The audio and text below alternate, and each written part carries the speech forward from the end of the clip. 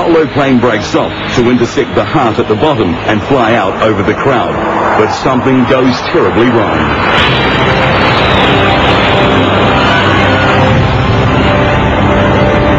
The solo plane clips the wings of two others and crashes into the crowd at 700 kilometers per hour.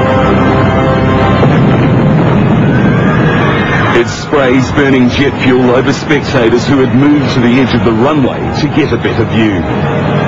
We were only 30 feet away, and with no time to move, no time to do anything, the only thing that goes through your mind is, I'm going to die. It was just horrible.